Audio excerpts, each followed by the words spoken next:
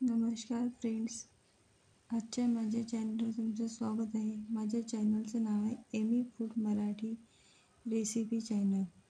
त्यामध्ये आज मी तुम्हाला नवीन एक रेसिपी घेऊन येत आहे, ती म्हणजे छोले भटुरे। चला तर मग आपण आता बनवायला चालू करूया। मी इथे मसाला बनवून घेतलेला आहे। त्यामध्ये मी सगळे एकत्र मसाला केले आहे। त्यामध्ये मी कांदा, टमाटर, लसूण, अद्रक आणि सांबाराच्या काळ्या धने बघू शकता, हे सगळं भाजून घेतलं आणि बारीक करून घेतलेलं आहे। त्याचबरोबर मी ती चणे उकळून घेतलेले आहे। बघू शकता किती नरम असे शिजलेले आहे। गर असलेले चणे खूप खायला पण चविष्ट लागते। इथे मी एक कढई घेतलेली आहे।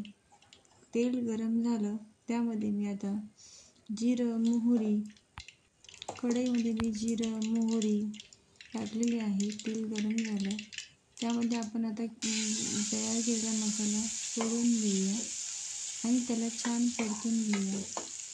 त्याला 5 ते 10 मिनिटे चांगला परतून घेतला की लालसर येईपर्यंत त्याला पूर्णपणे परतून घेऊया। बघू शकता आम्ही इथे चांगलं त्याला चम्मचने आणि त्यामध्ये स्वादानुसार आपण थोडं सांबार पण टाकू शकतो। बघू शकता आपल्या इथं तेल सुटलेलं आहे, याचा अर्थ आपला मसाला झाला आहे। त्यामध्ये आता आपण थोडी हळद, स्वादानुसार तिखट जसं आपल्याला जमेल तसं, आणि ते धनेपूडचा भुर्का, मी धनेपूड हे घरीच केलेलं आहे, मी विक्रती वापरत नाही। आणि त्याचबरोबर मी इथे स्वादानुसार नमक पण टाकलेलं आहे। इथे मी आता चांगलं ते तिखट होत आहे तोपर्यंत थोडं पाणी टाकून तो मसाला आपण तेल सुटेपर्यंत होऊ देऊया।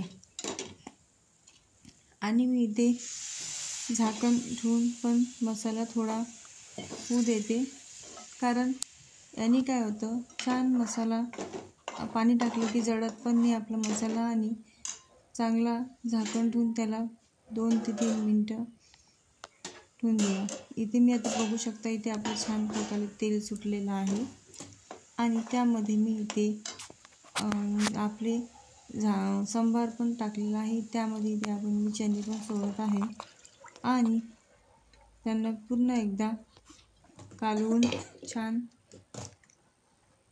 मिक्स करून घेत आहे आणि थोडं पाणी टाकून त्यावरती झाकण ठेवून त्याला अजून 5 ते 10 मिनिटे होऊ देत आहे। बघू शकता आपले चणे किती छान दिसत आहे।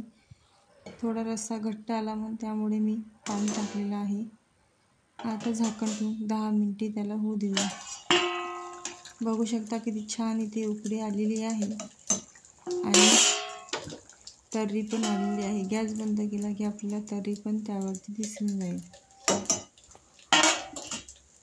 छान प्रकारे अशी माझी रेसिपी झालेली आहे। बघू शकता, तुम्हाला जर माझी रेसिपी आवडली असेल तर माझ्या चॅनलला लाईक, सबस्क्राईब, कमेंट्स करायला विसरू नका। अशीच मी नवीन व्हिडिओ तुमच्यापर्यंत पोहोचत राहणार। मला प्लीज सपोर्ट करा। बाय।